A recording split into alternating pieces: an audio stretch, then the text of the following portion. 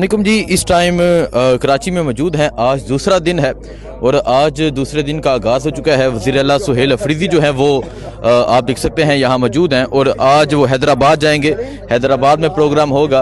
वज़ीर आला साहब, कल बड़ा शानदार इस्तकबाल हुआ, स्पेशली लियारी, क्योंकि लियारी छा गया और आपका जो स्टाइल था, क्या कहेंगे? आज हैदराबाद जा रहे हैं, हैदराबाद के लोगों के लिए क्या पैगाम है?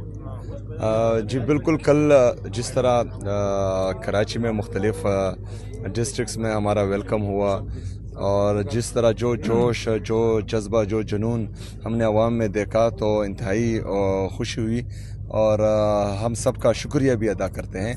लेकिन इंशाअल्लाह ताला कल जो है इन पर एक और बड़ी ज़िम्मेदारी आने वाली है। कल जिना ग्राउंड में जो जलसा होने जा रहा है 4:30 बजे इतवार के दिन, तो हम सबको वहाँ भी दावत देते हैं और ये जलसा हमने हर सूरत कामयाब करना है और दुनिया को ये पैगाम देना है कि कराची जो है वो इमरान खान का था, इमरान खान का है और इंशाअल्लाह ताला इमरान खान का रहेगा।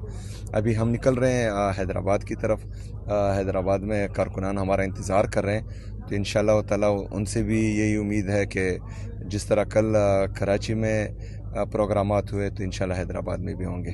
कराची के अवाम के बारे में उन्होंने कैसा इस्तकबाल किया आपका? बहुत बेहतरीन, बहुत खुशी हुई है और कराची हर वक्त जो है इमरान खान साहब का और इमरान खान के पार्टी के वर्कर्स का शानदार इस्तकबाल करती है। जलसा जो इतवार को होने जा रहा है उस पर क्या एक्सपेक्ट कर रहे हैं? अवाम कितनी आएगी और अपना रिकॉर्ड आप लोग तोड़ेंगे?